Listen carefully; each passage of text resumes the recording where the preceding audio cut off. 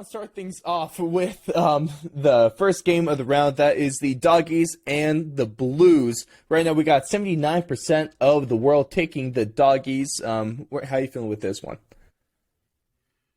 This one's a fun one because if you had asked me at the start of the week before some of the COVID issues that popped up with Carlton, I was seriously debating about picking Carlton in this because I was interested to see how the Western Bulldogs defense is going to handle it. Now, no Adam Chera, no Michael Voss, so their head coach and one of their impactful midfielders is out. I just think the Doggies ran into a really good D's team. I don't put a lot of emphasis on are the Doggies in trouble. I'm going to tip the Doggies in this one, but I think Carlton is in this.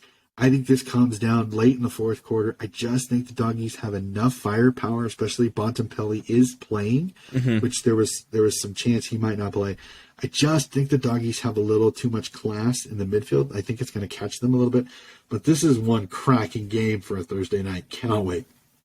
I'm going to roll with the Doggies as well, but when it comes to like the most value and my favorite underdog tip of the week in terms of the betting odds, I love the Carlton Blues. Right now we got the Doggies at $1.55, the Blues at $2.41. I think this is probably the best value right here. You could, I don't think I can even bet, just because of where it is. And I know Idaho, we don't do sports betting anyway.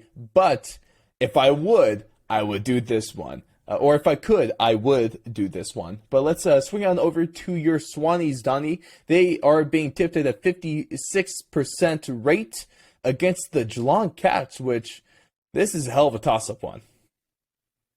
This is a coin toss for a lot of people because it just kind of depends. Just Jeremy Cameron play. If he does, it does kind of even out this game a little bit because it will give Sydney more to think about if Jeremy Cameron plays. I'm gonna go Sydney in this. I think everything that I've seen, and maybe this is this isn't fully homerish, but this is just what I've seen. Yeah. The Sydney fans are absolutely alight. They cannot wait to get to the SCG. I think it's going to be a raucous crowd, especially with the chance of Buddy only needing 4 to hit 1,000. So a lot of people want to see this game. So I'm going to go Sydney, but I think like last year, it's going to come down late. I'm hoping there's no controversy like last year. I'm hoping this is just a solid win, but some great performances. It really kind of do we see Lloyd and Warner back? Do we maybe see Laddams come back for his first possible dressing as a Sydney Swan? And then again, just Jeremy Cameron play. Do the Cats have as much success against the Swans as they did the Bombers? Because if they do, it could be an ugly night for the Swans. But if not, could it dent the confidence of these Cats, especially considering they are a list that this is kind of their last hurrah for a lot of people. So I'm going to tip the Swannies, but I think this is a coin flip game. This was difficult to tip personally. I'm going to roll with the Swans on this one as well.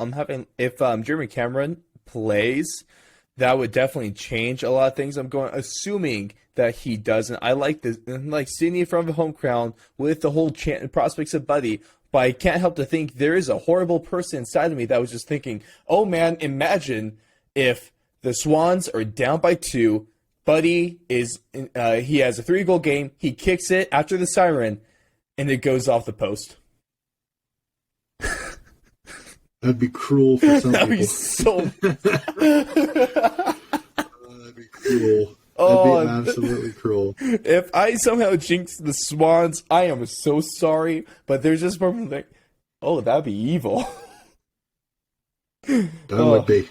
Fingers crossed that doesn't happen. Let's go to a game where a lot more people are more comfortable with riding one team, and that is going to be the Collingwood Magpies and the Adelaide Crows. Right now, we got 92% of the tips going to Collingwood, and I'm not surprised by the landslide of Magpies or Magpie tips here. I'm right with them.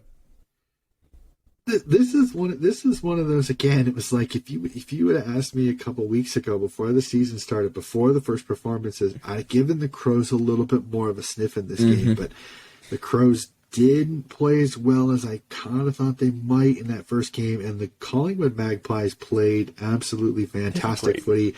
Coach McRae really kind of opened up their game style, and I think being at the MCG, Collingwood's going to come out. I have the Pies in this one. I think it's a little bit closer than some of the experts think. I don't think this gets to be a blowout like some people think it might be. I like Collingwood in this one, but I think this is another one. Like, this is a really good slate of games, a lot of intriguing and I think close matchups. Now, the next one is going to be the Dons and the Lions. We got a 90% tip rate to the Brisbane Lions, and are they lying with their tips? Oh, not really. I'm so clever.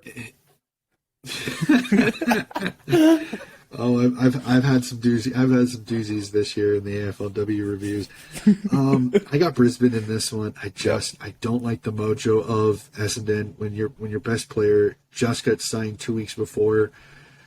That's not a good sign. There's a lot of questions. Now this could be that perfect game where Brett Ratton comes in, throws a chair, slams a few lockers, kind of gets everybody's attention enough that maybe they play better. I'm hoping, but I gotta go off what I saw, and what I saw was not good by Essendon. So I'm gonna tip Brisbane here in this one, but I'm hoping for a bounce back from the Bombers here, and I think that they make this a competitive game. I don't see this as another blowout, but it can if Essendon doesn't show up.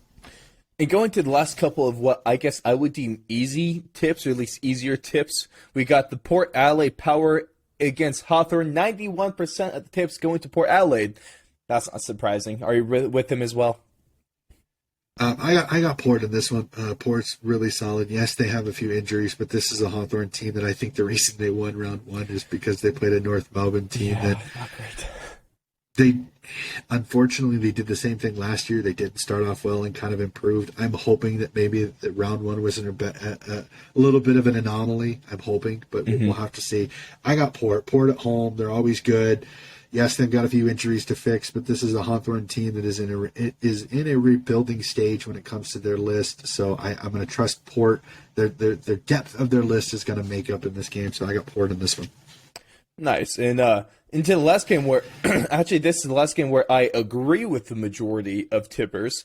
That is the Gold Coast Suns and the Melbourne D's. The D's at a 95% tip rate. So shout out to you, ballsy Gold Coast tippers. Either you misclicked or you've seen the future.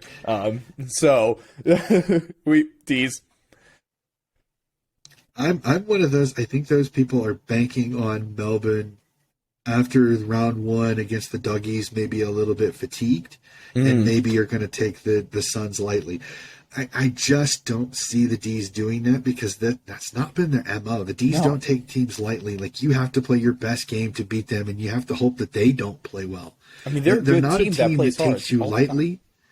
Yeah, well, they're so structurally sound. They're such a well-coached team that they don't make a lot of mistakes. Like, when they make mistakes they're just having a bad game, and everybody has a bad game here and there. I'm going to tip the D's in this one, but this one I'm going to be fascinated by because how Gold Coast handles this game.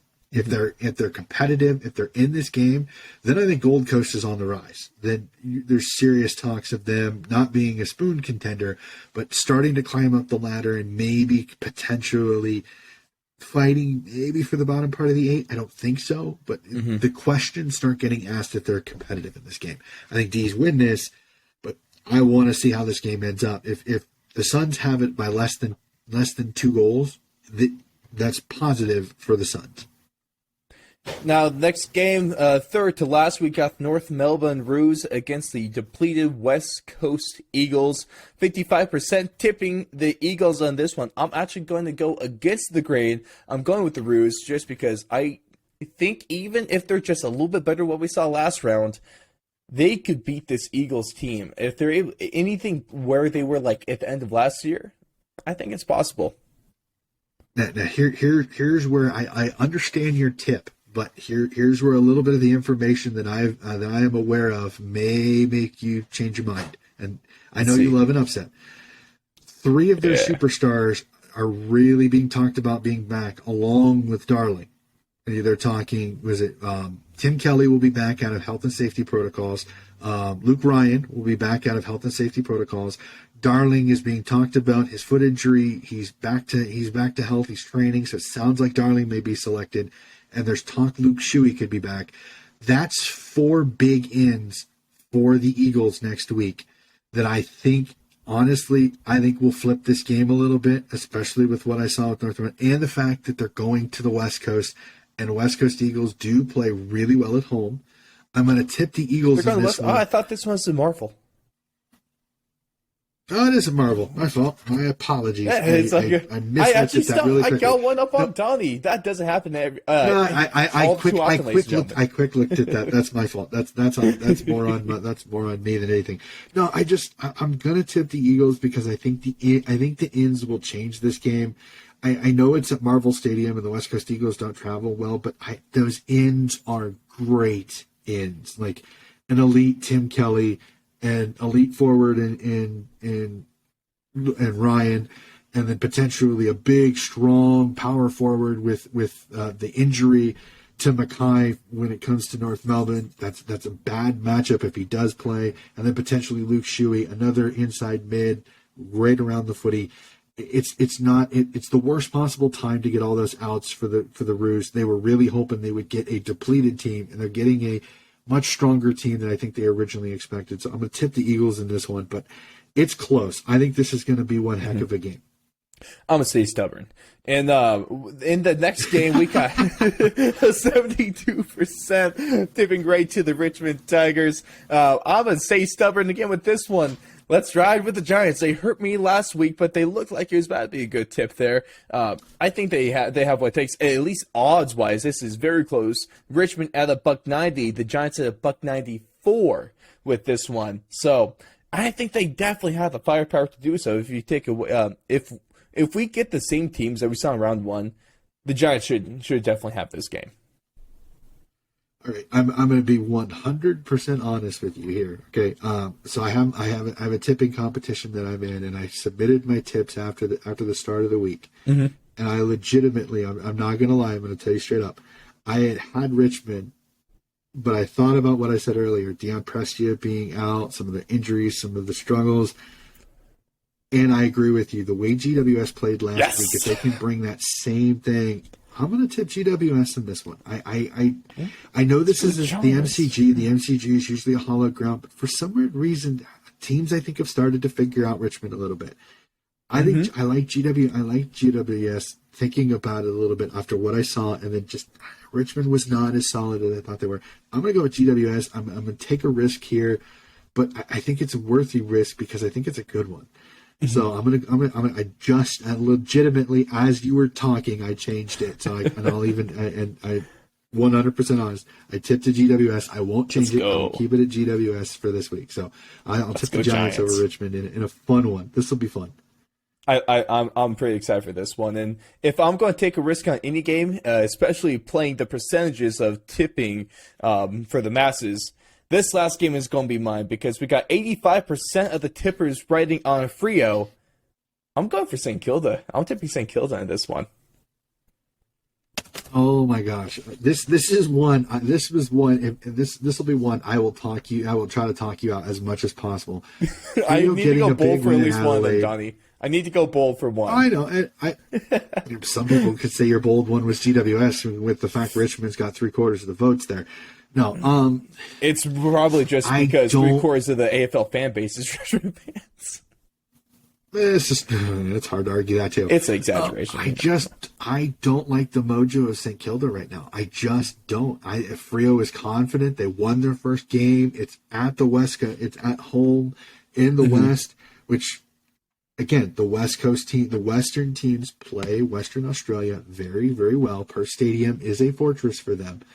So I'm one of those. Freo's at home. They're facing a weak St. Kilda team, a St. Kilda team that is riddled with injuries. They're inconsistent in their play. They still don't have a great ruck. They've got Rowan Marshall as a ruck, but he plays so much better when he has Paddy Ryder to take a little bit off of his little bit of the load off of him. And Paddy Ryder's still out. So and Rowan Marshall cannot play that ruck position the entire game. I'm going to go with Frio in this one just because I like their mojo so much more than I like St. Kilda, and being out west, I'm going to tip the Dockers in this one. This is one I struggled with a tiny bit because, again, Frio, I wasn't super convinced in them, but getting a win at Adelaide, it's never easy.